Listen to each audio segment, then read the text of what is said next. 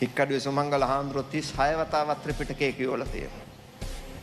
සුද්දගේ කාලෙවත් පින්වත්නි මේ තරම් විනාශයක් වුණේ නැහැ.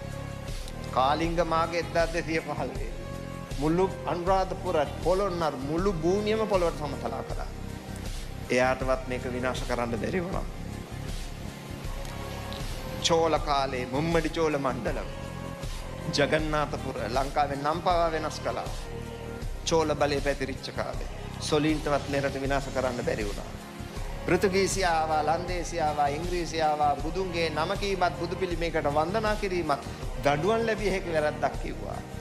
කාටවත් මොකුත් කරන්න බැරි වුණා. බුදුරජාණන් වහන්සේ අදිෂ්ඨාන කළයි තියෙන්නේ මේ රටේ ශාසනය ආරක්ෂා වෙන්න. ඒ නිසා පින්වත්නි කිසි කෙනෙකුට මේ රටේ ධර්මය විනාශ කරන්න එදත් අදත් කවදත් බැරි වුණා. ඔය කවුරුත් ඕක දැනගත්තොත් හොඳයි. මොකද බුදුරජාණන් වහන්සේගේ අදිෂ්ඨාන බලය අභිභවන්න අපි කාටවත් බෑ. භාගතුන් වහන්සේ සම්මා සම්බුද්ධයි, ධර්මයේ ස්වාක්ඛාතයි, සංඝයා සුපටිපන්නයි. ඔන්න ඔය අදහසේ ඉන්න ඕන පින්වත්නි. ශ්‍රද්ධාව ඇති කරගන්න. සීල ගුණයෙන් යුක්ත වෙන්න.